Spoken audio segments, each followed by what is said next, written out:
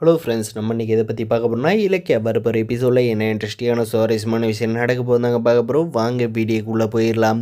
நம்ம கார்த்திகோட நிலைமையை நினச்சி நம்ம கௌதம் சார் வருத்தப்பட்ட உடனே பார்த்திங்கன்னா வக்கீல் நோட்டீஸை பார்த்திங்கன்னா பறக்க விட்றாங்க இந்த ஆஞ்சலியோட வீட்டுக்கு. என்ன வக்கீல் நோட்டீஸ்னு பார்த்திங்கன்னா டிவோர்ஸ் நோட்டீஸ் தாங்க. இதை பார்த்திங்கன்னா நம்முடைய மாசிலாமணி பார்த்துட்றாங்க. பார்த்துட்டு இதை ஆஞ்சலி கையில் சொல்கிறாங்க. அஞ்சலி மரியாதையை மாப்பிள்ளைக்கு டிவோர்ஸை கொடுக்குற அதுக்கான பேப்பரை அனுப்பியிருக்காங்க. நீ கோர்ட்டில் ஆஜராகி கண்டிப்பாக நீ மாப்பிள்ளையை பிடிக்குன்னு சொல்லி தான் ஆகணும். நீ அங்கே ஏதாவது கோல்மால் பண்ணேன்னா அவ்வளோதான் அப்படின்ற மாதிரி பார்த்திங்கன்னா நம்ம மாசிலாமணி சொல்கிறாங்க. அதுக்கு பார்த்திங்கன்னா என்னுடைய வாழ்க்கையில் தலையிடுறதுக்கு உங்களுக்கு யார் உரிமை கொடுத்தது?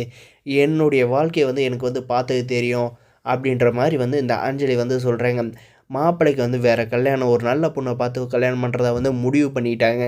அதனால் இனிமேல் அவருடைய வாழ்க்கையில் நீ இல்லை. உன்னால் அவர் ரொம்பவே மன உளைச்சலுக்கு ஆளாகி அவர் குடிக்கிறதும் எங்கேயாவது விழுது கிடக்கிறதும் இருக்கார். அதுவும் போக தற்கொலைக்கெல்லாம் முயற்சி பண்ணியிருக்காரு. இதுக்கெல்லாம் காரணமே நீ தான்.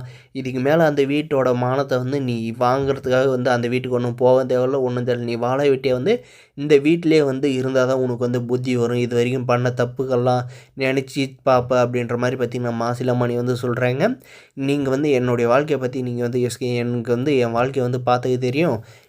உங்கள் பொண்ணு யாருன்னு பார்த்தீங்கன்னா இலக்கியா தான். நீங்கள் அவளுடைய வாழ்க்கையை பார்த்துக்கிட்டு இருங்க அப்படின்ற மாதிரி பார்த்திங்கன்னா இந்த அஞ்சலி பேசிடுறாங்க. அதுக்கப்புறம் பார்த்திங்கன்னா நம்முடைய கார்த்திகையில் பார்த்திங்கன்னா கார்த்திக் கோர்ட்டுக்கு போகணும். இப்படி தான் உனக்கும் அஞ்சலிக்கு டிவோர்ஸ் நோட்டீஸ் நான் கோர்ட்டில் வாங்கிட்டேன். அதனால் கண்டிப்பாக நீ கோர்ட்டுக்கு அந்த அஞ்சலியை பிடிக்கல, அவள் இப்படி துரோகம் பண்ணி இருக்கிறதுனால சொல்லி லீகலாக நீ அவளை பிரிஞ்சிருங்க அப்படின்ற மாதிரி சொல்கிறாங்க. கண்டிப்பாக நான் அவளை நான் ஜெயிலுக்கு அனுப்பியிருப்பேன். நீங்கள் சொன்னதுனால தான் நான் சைலண்ட்டாக இருந்தேன். இது டக்குன்னு அவளை டிவோர்ஸ் பண்ணால் தான் நானும் நிம்மதியாக இருப்பேன் அப்படின்ற மாதிரி பார்த்திங்கன்னா நம்ம கார்த்தி சொல்கிறாங்க.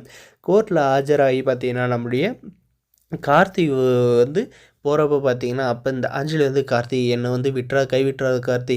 நான் அந்த இலக்கிய முன்னாடி வாழ்ந்து காட்டணும் தான் இந்த மாதிரி தப்பெல்லாம் பண்ணிவிட்டு என்னை மன்னிச்சு ஏற்றுக்கோ அப்படின்ற மாதிரி பார்த்திங்கன்னா ட்ராமா போடுறாருங்க. இதெல்லாம் பார்த்திங்கன்னா நம்முடைய கார்த்தி சார் காதலியாக வாங்காத கோர்ட்டுக்கு போயிடுறாங்க. கோர்ட்டில் போயிட்டு பார்த்திங்கன்னா நம்முடைய கார்த்தி சார் இந்த அஞ்சலி எனக்கு ஏகப்பட்ட துரோகம் பண்ணியிருக்கா. இவளால் நான் ரொம்பவுமே பாதிக்கப்பட்டிருக்கேன். என்னால் என் குடும்பம் பாதிக்கப்பட்டிருக்கு. அதனால் இவ என் வாழ்க்கையில் தேவையில்லை அப்படின்ற மாதிரி நம்மளுடைய கார்த்தி ஸ்ட்ரிக்டாக சொல்கிறாங்க. இந்த அஞ்சலி என்னால் முடியாதுன்றாங்க. இல்லை எனக்கு டிவோர்ஸ் வேணும் அப்படின்னு நம்ம கார்த்தி நின்றதுனால பார்த்திங்கன்னா கோர்ட் பார்த்திங்கன்னா 2 பேரோட நல்ல கருதி டிவோர்ஸ் கொடுக்குறான் அப்படின்ற மாதிரி தீர்ப்பு கொடுத்துட்றாங்க. இந்த அஞ்சலி பார்த்திங்கன்னா அங்கேயே பைத்தியம் முடிச்ச மாதிரி கத்துறாங்க. இப்படியெல்லாம் வரப்போகிற எபிசோட் நடந்தால் நல்லாயிருக்கும் அப்படின்ட்டு இருக்கிறவங்க மறக்காத நம்ம சேனலை சப்ஸ்கிரைப் பண்ணால் மறக்காத சப்ஸ்கிரைப் பண்ணி நம்ம கார்த்திக் நான் ஒரு கல்யாணம் நடக்கும்னு நினைக்கிறவங்க மறக்காத நம்ம சேனலை சப்ஸ்கிரைப் பண்ணுங்கள். தேங்க்ஸ் ஃபார் வாட்சிங் கைஸ். இந்த வீடியோ லைக்